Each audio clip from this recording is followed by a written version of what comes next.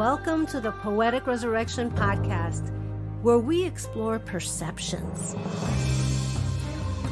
How self-reflecting questions can give you a better understanding of self. I'm your host, Sonia Iris Lozada. Stay tuned.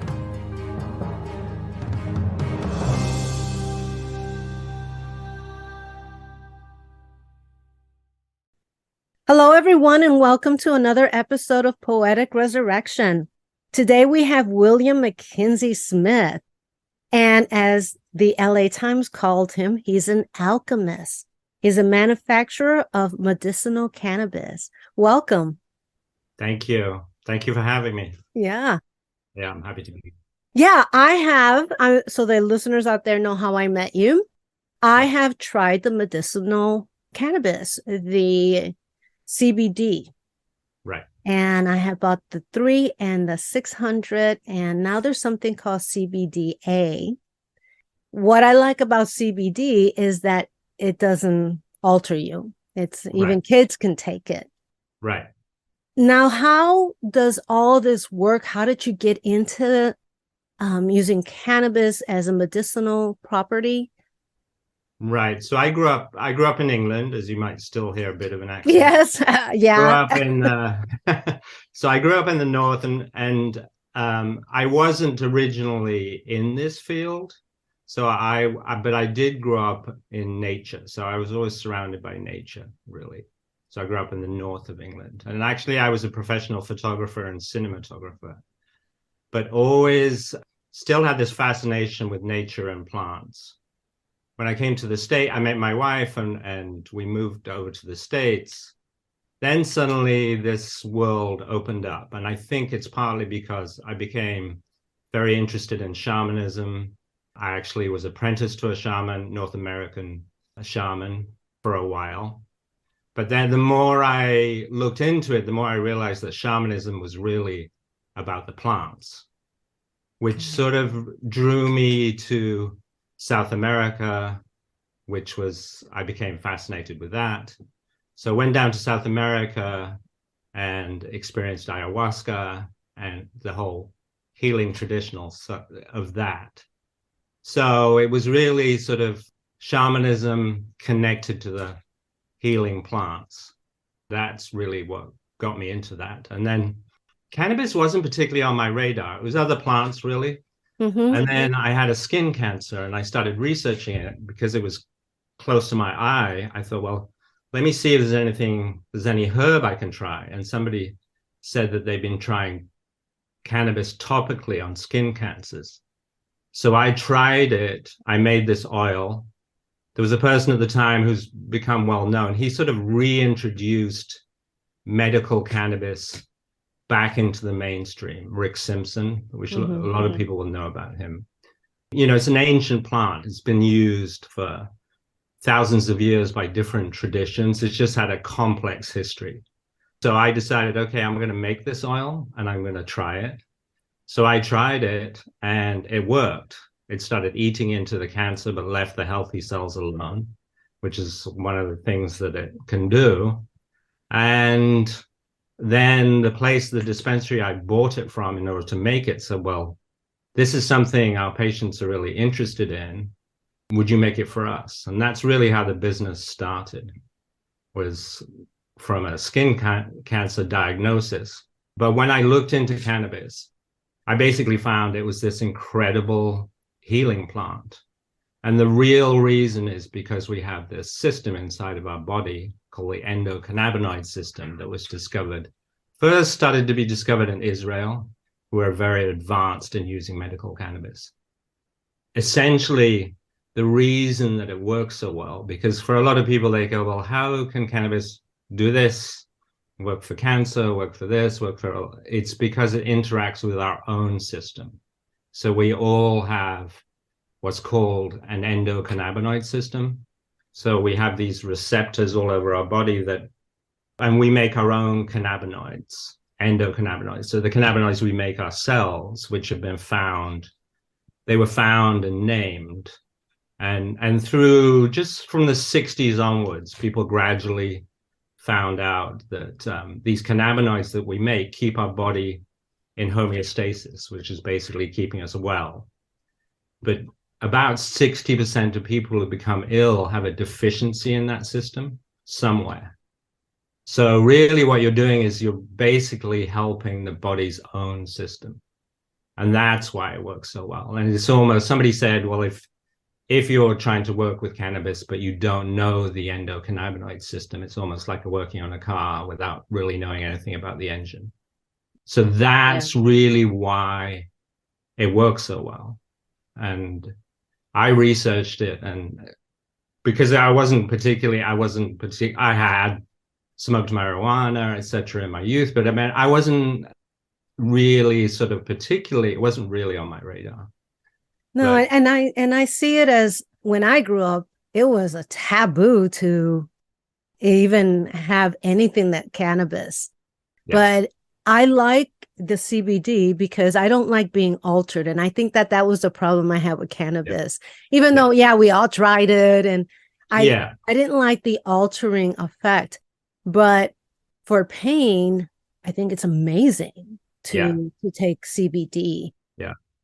CBD has also, it was a big thing in the news because children with epilepsy were able to take it, and it doesn't make you high. And it's still, which is really strange because I've gone to different states. It's still taboo in many states, even though most of them now have allowed it for medicinal purposes. Yeah. And that made a big difference, actually, to the whole perception of cannabis. When it was discovered that it was helping children, and there were videos, which are pretty traumatic, seeing a child actually in the middle of a seizure and then being administered a spray cannabis into their mouths, and actually stopping the seizures within seconds, less than a minute. So I think it altered everybody. So because of its checkered past, basically, it's always been, even though Queen Victoria in England was using it for menstrual pain, and in the 1800s here in America, it was on pharmacy shelves. Oh, it was? I know cocaine was. So and cannabis was too. So I mean, it was definitely, and then in the 1930s is when federal laws started to come in. But then the real issue was actually 1970s was when they tried to control, the federal government was trying to control a huge amount of drugs, and so cannabis just got lumped in, with it. Yeah, and I remember all the warnings. If you smoke pot, you're gonna become a heroin addict later. It's like, exactly. No, I've never even come close to that. Right. So it's just, so they just did this huge campaign, as you know. Yes. So, and that was effective. And then it sort of reemerged, because it reemerged actually specifically in San Francisco in the time when I think it was around sort of 1980, when the AIDS epidemic was really at its peak. Oh, yeah. And there was one person in particular who was helping his friends, because it was really helping patients who are struggling with AIDS and the wasting syndrome, and cannabis was really helping. He started selling it out of some storefronts, and he was raided, but he was more or less left alone because people realized that he was helping a community that was really in trouble.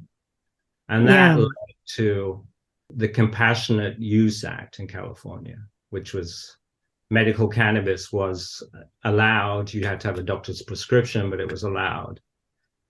During that time, it's just this weird kind of gray area, which we were involved in, where there were dispensaries, you were allowed to use it, and we were making, for a lot of cancer patients, and we were making products and giving them to the dispensaries, who were then selling them to their medical patients. But officially, it was still this weird gray area where, you couldn't, they'd allow you to make it, but then you couldn't transport it. So, how are you going to get it? Nobody could put it in their car. It's just this funny this funny area of like, yeah, we allow it sort of, but any of us that were working with it during that time and trying to help the medical community or people, struggling with various ailments, we had to have what they call burner cell phones, all of Oh it was, yeah, I yeah, remember. because it And the was like, well, beepers. yeah, we allow it, but at any time we can decide that we want to raid you. Yeah, So and I remember so many farms that were yeah, growing it were just because the state said yes, but the federal government said no. yeah, So the federal government trumps the state. I'm looking at these beautiful plants and I'm like, oh no. I mean, there's yeah, so much good in the plants. And like anything natural, I mean, if like people give a lot of credence to like apple cider vinegar. yeah, And I'm telling, and they go, how can it help so much? I go, it works with your body to clean it out. That's all it does. yeah. And whatever you have, it'll just clean it off because it is, it just cleans your body. But what I found with CBD, and can you explain what the difference is in like layman's term, the difference between regular CBD and CBDA? Yeah. So CBDA is sort of new in the sense it's been known, but new in the sense of being investigated. Mm-hmm. But essentially, CBDA is what's called the acid form of the plant, which means the raw plant. So if you were to just take the plant and juice it, you would have CBDA. And in order to get CBD, you have to heat CBDA to get CBD. And so everybody knew. So THC has THCA, what's called the acid form of the plant. Mm-hmm. So they both have that, but they weren't really investigated. I mean, part of all of this was because it's still illegal federally. There haven't been a lot of official studies. So a lot of this is really, it cured my cancer and all of that. So those are really sort of people's own experiences. But it's only fairly recently that official studies have been happening and still, it's got its issues because it's still federally illegal. So the states can make up their own minds, but yeah. And so essentially with the acid forms, people suddenly realized that they were actually very, very potent on their own. And again, no psychoactivity whatsoever, because it's not until you heat either one of those that they become active at those receptor sites that we were talking about, the endocannabinoid system. So they work on a slightly different system. So CBDA, for instance, works on the same inflammatory system as ibuprofen, aspirin, all of those.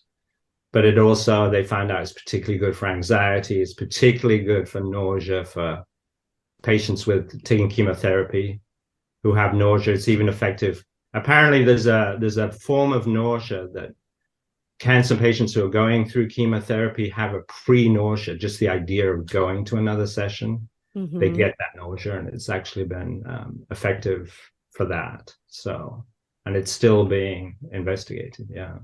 Kudos to people that are willing to try this. I mean, cancer is a horrible disease.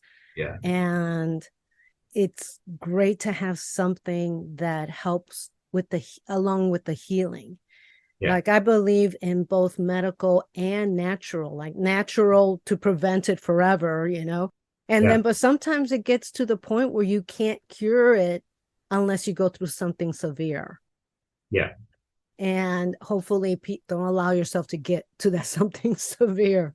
Yeah. I'm going to use myself as an example. I have bought the CBD plus the CBDA because was very active, a lot more active in my youth than I am now. I used to dance. And so I do have aches and pains and the inflammation that causes the aches and pain. So I am trying it. I realized while we were off the air that I was not taking the right dosage. So I will be doing that. But give us a history. How did you go from being I mean, you already explained how being a filmmaker, but do you still do filmmaking as well, or this is your passion just shifted? And do you practice shamanism? So this is mainly, I shifted basically. I found it came at a time when I found the film business was going in a whole different direction. And this came just like a lot of these things do. This just came up essentially. Mm-hmm. And so, and it was a chance. And people said to me, well, do you want to do it? We've got cancer patients with cancer, dealing with cancer who want to try this oil. Will you make it for us? And I said, sure. So, and at that time, I couldn't sell directly. Mm-hmm. So it all had to go through dispensaries.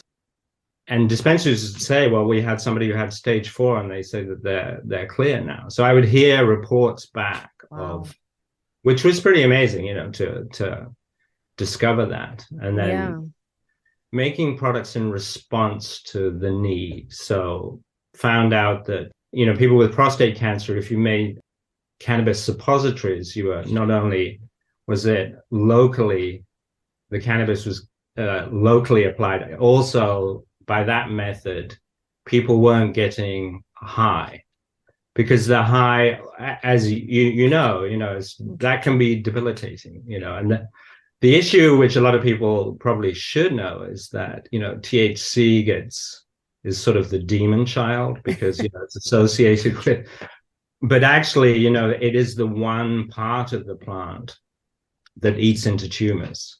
So studies did come out of Spain, showing that that's the part of the plant that eats into the tumors. So when legalization happened, and that's just slightly off topic, but suddenly it was one of those sort of political situations that happens, that the taxes were so high, so that small growers, the growers that you mentioned, which essentially came out of San Francisco, those growers left to go up into Mendocino, up into the hills. They were growing the plant up there out of sight, basically. But they were still, because of that time, they were growing. And I used to buy from those people because those people were growing completely organically. I would buy it in those days from growers, and I'd say, how's it been grown? And they said, organic. And then I tested at a lab, which I did every time, and found out, no, it's not. It's got pesticides on it. So I ended up having to go to those little farms, because those were the farms that were growing completely organically. And so, because you can't concentrate, if you concentrate and make that oil, that was the oil that typically patients with cancer were taking, you're concentrating down the pesticides too. So that becomes, so it had to be, so I had everything tested at the lab, and still have everything tested at the lab to make sure that it actually is. But legalization has driven a lot of those farms and small businesses out of the whole business, basically because the states because they thought that Colorado was making so much money, that they put a huge amount of tax. I mean, these dispensaries now, legal dispensaries, are effectively paying 70% tax. So they can barely stay in business. So, and the concept was make it legal, get rid of the black market, but it did the opposite, because the patients suddenly was saying, well, I'm paying practically double what I used to pay.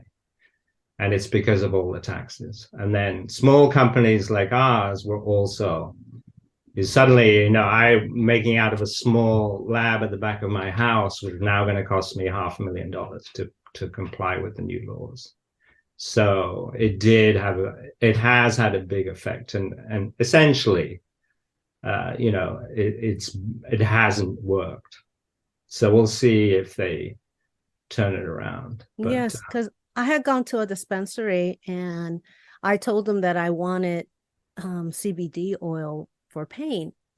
Yeah. And they told me that if I had a doctor's note that I actually have this pain, then they could give me like a 40% discount. Yeah. So I don't know, does that affect the taxes? Is that why? Because you have the actual doctors, so the taxes are less? Yeah, essentially there's a sort of proviso for being a medical patient. So when it became recreationally legal, Mm-hmm. anybody could effectively walk into a dispensary and buy it. But if you have a doctor's note, then you sort of bypass some of these taxes, essentially. Yeah, because that's what I was told, but that I needed a note from my doctor. And it Yeah. wasn't like to legalize it. It was just to say, yeah, she really does have She this needs issue. it. Yeah. Yeah. And that's what it used to be based on, essentially. It was Mm-hmm. like you go and see a doctor who specialized in that, and they'd say, yes, Sonia needs this for this. And then you go into dispensary and you be a medical patient. And so then you could go in and you could Yeah. buy whatever you needed. And that's how it all worked. And actually, it worked really well. I mean, and I understand why people wanted to legalize it. It's just that also what really complicates it is what they did is the California voters basically said, we want to legalize it. But then they left a proviso that any county or any city could decide whether they wanted to allow dispensaries in their city or their county. Yeah. So huge chunks of California now, they don't have a dispensary because the cities have decided that they don't want it there. But then you've got people who are really struggling with cancer, for instance, so it's really worked for, and they don't have access to it. So They'd have to that's drive to part another of, county. yeah, so they have to go to another county, and all of that. So that's why, that this whole system currently is not working very well, and the illegal market is Yeah, because that's what's absolutely. going to happen. You're going to go, if it's out of your range and you have a serious medical condition, you're going to go Yeah, somewhere because the survival kicks in. right. You So have it's to, like, because what are you going to say? Oh, no, the law says so. I think I'll just die. yeah, exactly. It's like, I mean, somebody asked for CBD, actually the same one that you bought for Mm-hmm. their aunt who's 88, was 87, 88, who's struggling with dementia. And she just texted me and said she slept through the night for the first time. She was going through that thing that's, I think they call it sundown. It gets Sundowning, yeah. particularly bad, sundown, right? And she was calling her niece in the middle of the night, basically screaming. But it, Yeah. My mom went through that. My mom passed away January 3rd. And yeah, and she and had she that. went through, yeah. I wish I knew that worked for it, because I would have given it to her and not told her, because she would, if she thought it was pot, she would never take it. I But know. I didn't know about that. Wow. I Because know it's interesting. I mean, it's also sort of difficult in the sense cannabis is, because it works with your own system, and everybody's system is different. You can't really say, well, I know this will work for you or your mother or whatever. So I'm kind of very careful to say, look, there is sort of proof, or people have said that it works for them, but you have to bear in mind that everybody's system is different. So I try not to tell everybody, take this dose and this will exactly work for you. It's one of those things where you have to find it, like you were talking about with you sort of try and find that dose that works. That's part of it. But somebody, I don't say like, this is it. I also don't say, if somebody has cancer and they want to do chemotherapy, I'm not going to say, look, don't do chemotherapy. It's absolute poison. You must do cannabis. It's not me. It's very easy to say, but if you're the one going through cancer, so I just try and, and they can coexist actually. But so it just probably heals at a slower pace. yeah, and also there are things like you just have to know a certain amount about the body's, like the enzyme that processes the chemotherapy drugs is the same enzyme in the liver that processes cannabis, so it can affect dosing and all of that. So it can affect the potency of the cannabis drug. So there are just certain things that, Wow. I mean, it's fascinating to me because everything seems to be going back to nature. I interviewed someone earlier. We were talking about the awakening and the spiritual, and everything is just changing. I think we're so wanting to go back to simplicity again. Yeah. Because there's just too much out there. And it also, when you said about how it works with your body, I find that if I'm taking, because I suffer from migraines. Right. And I will not take the migraine medication until I really feel that it's going to kick in so strong, because you got to stop it before it really kicks in. Yeah. And so I'll do that. If I wait too long, I have a migraine for a couple of days. Yeah. So does CBA work for that? Because it is inflammation. Yeah, it may. CBDA is interesting. It's actually more potent than CBD. It's a lot of the same receptor sites. So it is particularly good for inflammatory conditions, of which obviously a lot of issues are based in inflammation. It's amazing how almost everything is based on inflammation.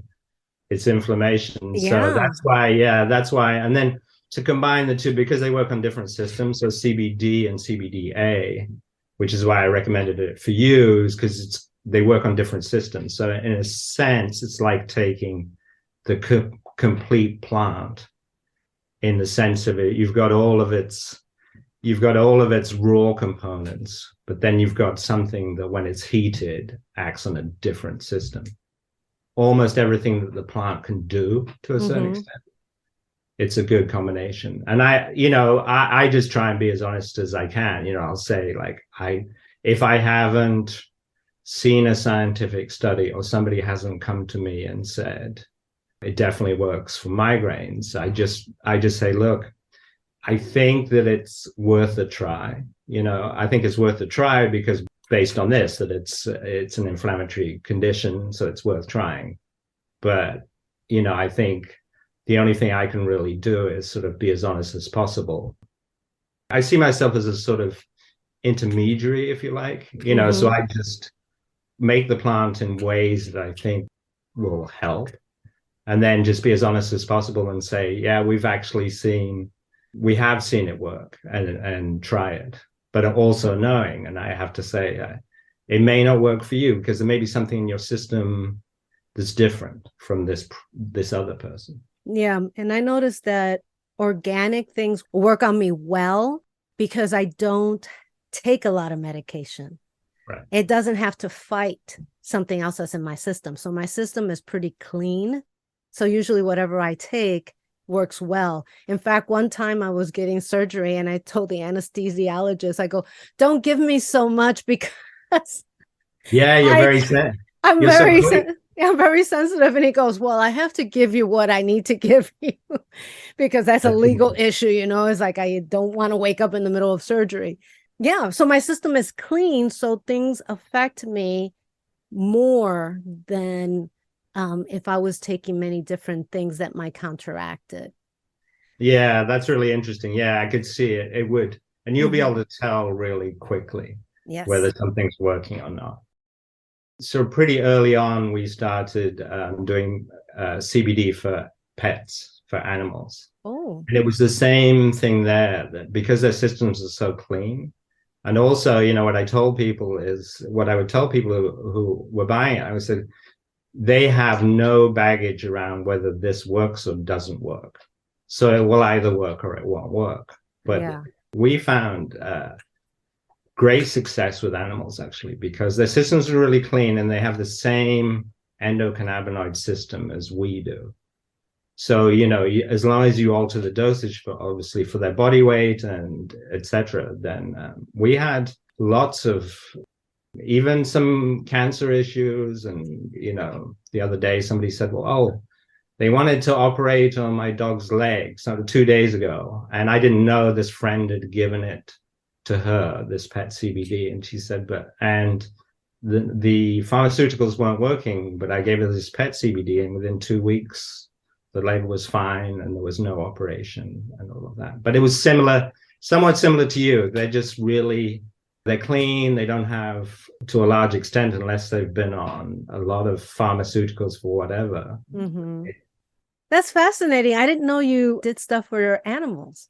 Yeah, we did. Yeah. And we tried it on our, and obviously you're not getting feedback. So it's like we had our 15-year-old dog who was in pain, and with his hip, he'd had a plate put in his hip, but now he was older. It was giving him a lot of pain, clearly. And then his leg started shaking, and I ran out for a couple of days. It stopped shaking. I ran out for a couple of days, and the shaking came back, and he seemed in distress. So yeah, it was clearly working. Yeah. So. Wow. I have got to let people know. I have some pet owners who, that's their child. And so they're very careful about what they want to give their pet. I did not know you did. No, it's great. Yeah, we had our little dog unfortunately died not too long ago, and so we're going through that. But I was giving him CBD. He had a heart condition, a heart defect, so there wasn't much that was going to change. But I was giving him CBD, and I said, well, he's really reacting remarkably well at the moment. But is there anything inflammatory in this condition? It was a valve defect. Oh. And the vet said, oh, yeah, actually there is. Because I said I didn't expect CBD to work in this case. But he said, yeah, there is actually an inflammatory component of this condition. So that's what was helping him. So yeah, to your point, I mean, again, I wouldn't see in a valve defect, I wouldn't see CBD really working here. But he said, no, there's some inflammation around this. So that's what was helping. It is amazing. I mean, everything is inflammation. Yeah. Arthritis is inflammation. Right. I'm just fascinated by this. Like, well, one of the reasons I also went to CBD is because stuff like ibuprofen and all is too strong on my stomach. Yeah. It's like it'll take up the pain away on one part, and then I have a stomach ache all day. But I did, because when you would smoke it for pain, I didn't like being altered. Plus, I don't like the idea of smoking. So I agree with you. Yeah. So what do they make? And this is me being ignorant, because I know there's gummies for everything, but do they make gummies that are just plain CBD? They do, yeah. Yeah. Okay. They do. They work, I think. I mean, we don't happen to make gummies. I'm thinking about it. I'm making a line for possibly for athletes, and it sort of helps sometimes with that for long distance endurance. People are using gummies because it goes into once you eat it, obviously smoke. So I have a friend who has epilepsy, and when he feels like a fit coming on, he has to smoke because it gets into the system so quickly. So to try and stop that seizure, he has to smoke. And then tinctures are sort of in between, in the sense of you drop it under your tongue, you'll get into your system, sort of keep it under your tongue for about a minute. It'll get into your system more quickly. But anything that you swallow goes through the liver and just takes longer. But it means that it will probably last longer because it's going into your liver. But also what it does is the liver processes it, particularly with THC, those sort of issues with people taking brownies and then suddenly being on the floor for hours is because basically it makes us, right? I did that by accident.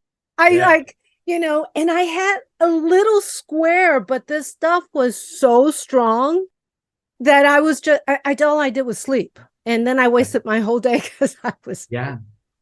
Because the liver makes a stronger compound.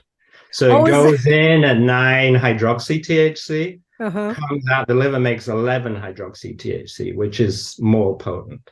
Oh my God. So the liver actually just once it gets in there, and then, obviously that classic case of depending on your own digestion, it can take a while for these things to work. So people think, oh, it's not working. They eat another cookie.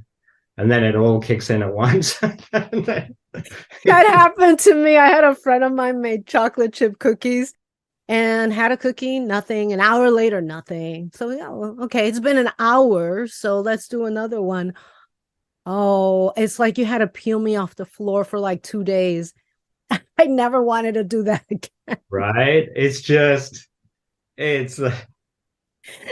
I Yeah. slept well, but I was out for 2 days. Yeah, and people and it and people are doing that because it's one of those cases too where people are finding that a little bit of THC helps them sleep, and like sleep is obviously a big one for a lot of Mhm. people. And people ask, like, is CBD going to help me? And I said, well, it just depends. If it's your body that's really agitated, yes, CBD will calm your body down. But if it's other things, too much mental Mental. chatter, all of that, a little bit of THC can help. And people find that a little bit of THC, but then it's just the dosage part.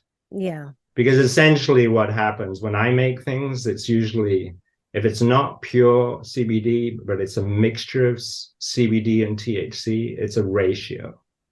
So we used to, for a lot of the most healing ratio, actually, we found, or I found, is a 1 part CBD to 1 part THC, because they work synergistically together and they act on slightly different receptor sites in the body.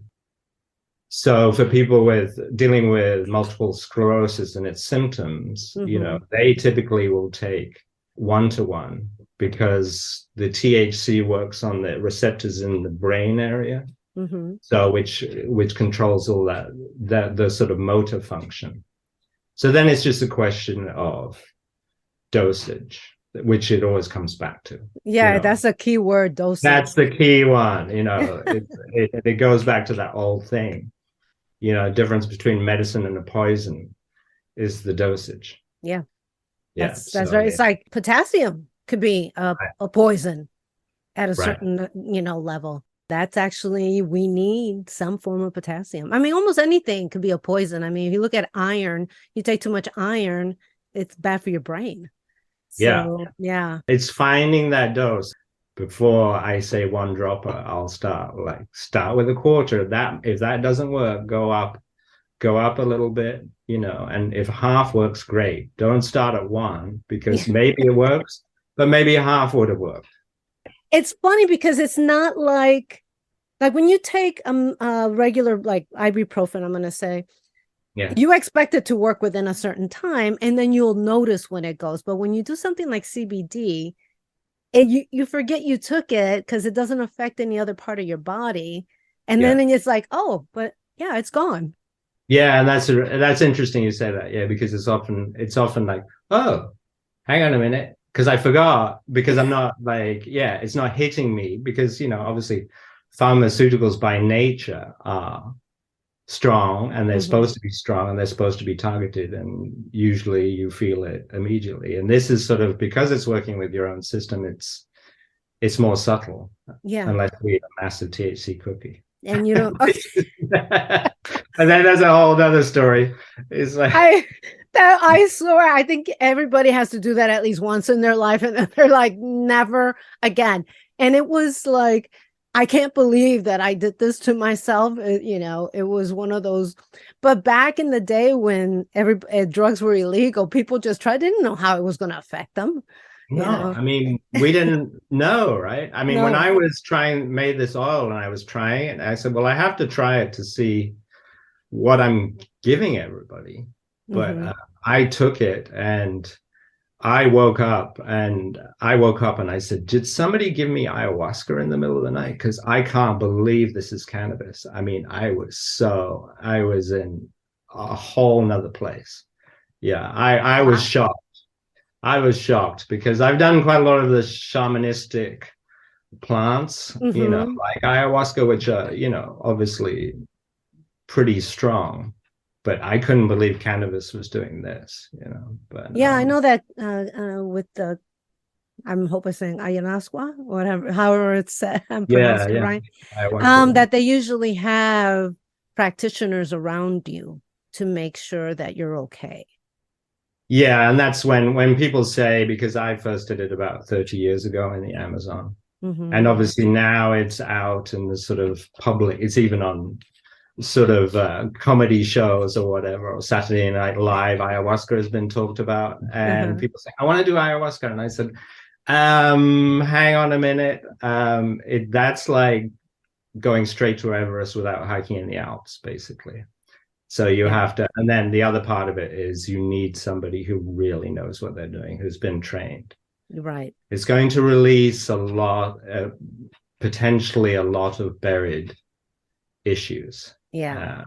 that may come up, and that whoever's leading it has to know How to deal control it. Yeah. how to deal with Yeah. that. That's the one thing. It's like, someone told me, oh, but it's great. You're like relaxed. You're in like another place and you get all this information. And I'm like, okay.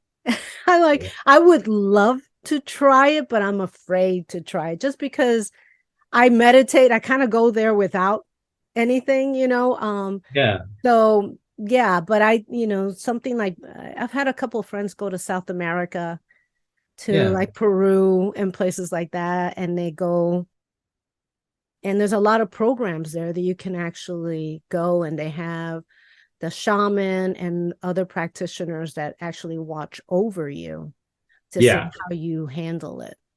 yeah. There are good. I mean, there are some good people out there, and the only issue has become, in South America, for instance, because now a lot of tourists are essentially coming in interested. That Mm-hmm. and there's money coming in. Then you've got the more charlatans essentially trying to make money out of it. And that's one area which I tell people, you just have to do your research and find that you're going to a good Yeah. place, because there are some stories about that, Well, you could go to places here in the US as yeah, well that are yeah. more organized. And my feeling has always been, I said it's not for everybody, and also like you could meditate and get exactly what you need, just because it's on Saturday Night Live doesn't mean as long as you're going to somebody who's yeah, I did hear a story of somebody who was, I think she was a yoga teacher, and I think her students have been asking her, so she got hold of some ayahuasca and gave it to a bunch of people, and then it unleashed some sort of dark parts in a couple of people and got chaotic, and she locked herself in the bathroom and left them all to it. Which is so this is the reverse side of it being so out in the open and everybody deciding, yeah, we'll just do ayahuasca. It's like, yeah, no, it is a major teaching plant and has a very, very long tradition, but it needs a lot of respect. Yeah, they did like a documentary on the science of it, and they were following people that have been doing it for centuries. Yeah, And they go, well, how do they know the perfect combination? But they do. They don't measure. It's just that when they make it, they know how much to put in there. And so they were doing how they would test how they would get it accurate every single time. Different batches, but accurate each time. It was really fascinating about how they talk about it. And again, dosage. dosage. Yeah, and no, it's interesting about, because I did ayahuasca, and one of the first times I did it in Peru, you get nauseous, as you know. Yes. And that's usually, and in that tradition, they have no issue like we tend to have in the West with vomiting. Mm-hmm. They see it's part of it is a cleansing, and usually what happens is you might be going through some trauma, and you'll suddenly feel nauseous, and what they see and what it feels like is you're getting rid of that trauma out of your body. You're vomiting it out. And that So makes I sense. went through, yeah. So it makes sense, and it's called La Purga for that reason. That's one of its names, the purge. So, Yeah. but I one session I had nausea, and then I came out, and you're in that very receptive space.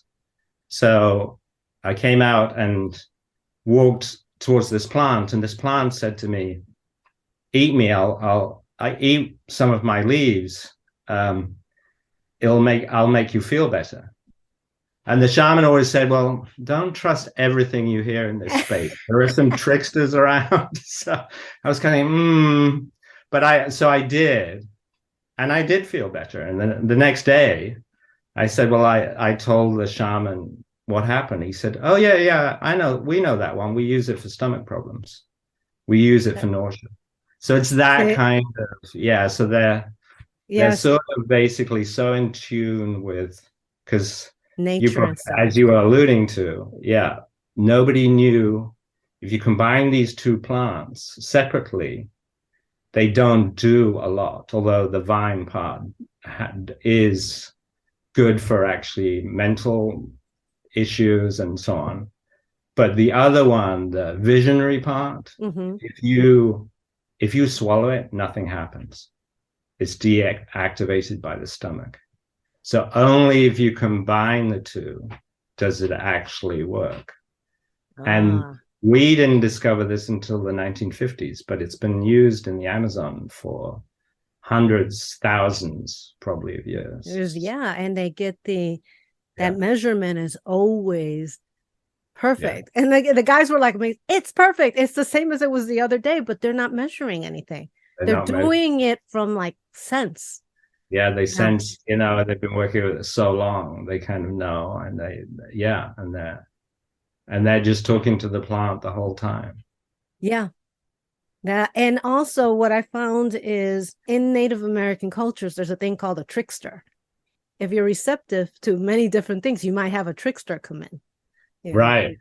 I love the science, but not even the science. It's everything's really based on the soul and the spirit and what comes Yeah. in, and that's how they create. And it was fascinating. Yeah. I studied Native American culture for 2 years just because I was fascinated. I worked with a shaman who would do soul retrievals.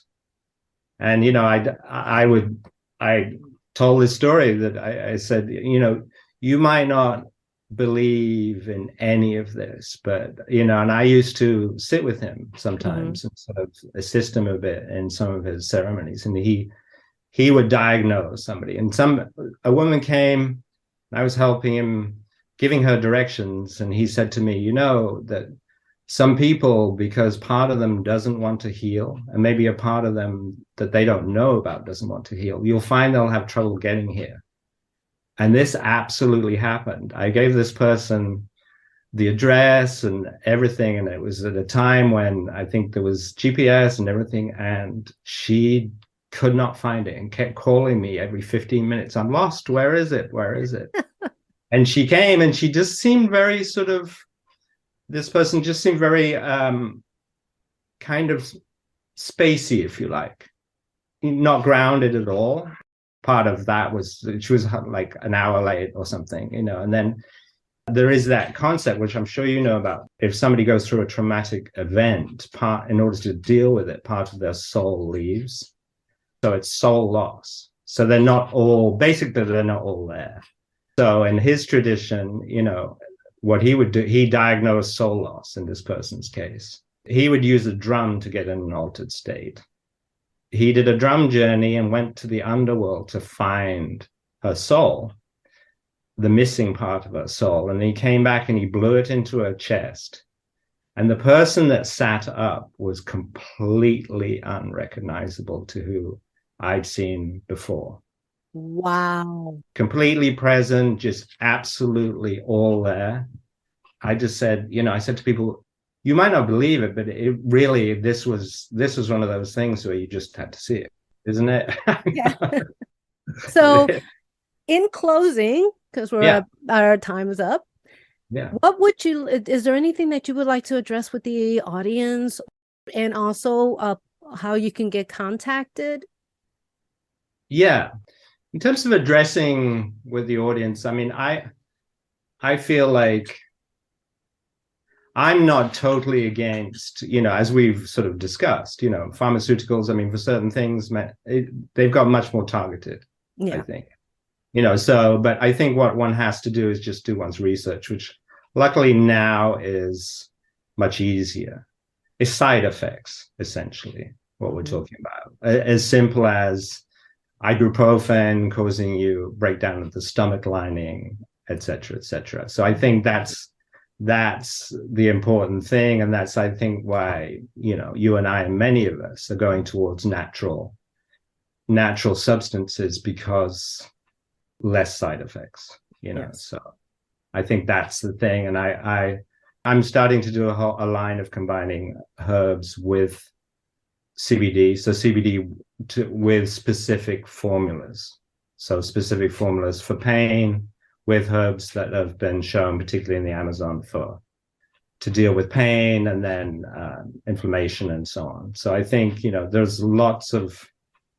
there are lots of herbs out there really can help you. And luckily we can find them now.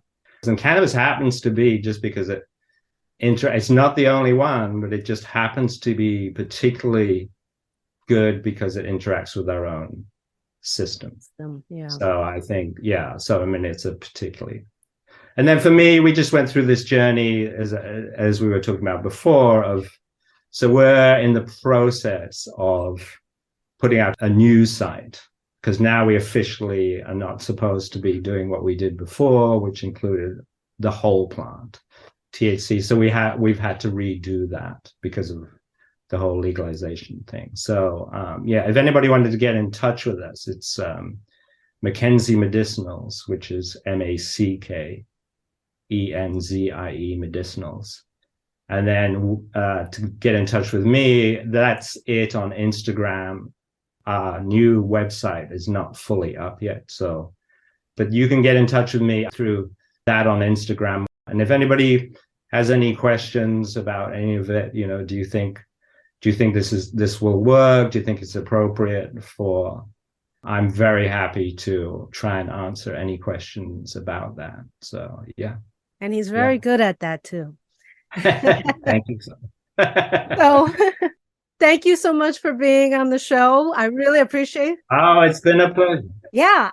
Yeah, well, thank you very much. It's been a pleasure talking to you. Thank you very much for having me. I think this is very informative for our audience, and I appreciate you. Thank you.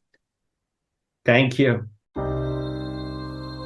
Thank you for listening to the Poetic Resurrection podcast, available on Apple iTunes, Spotify, Amazon Music, Google Music, and many other podcast platforms.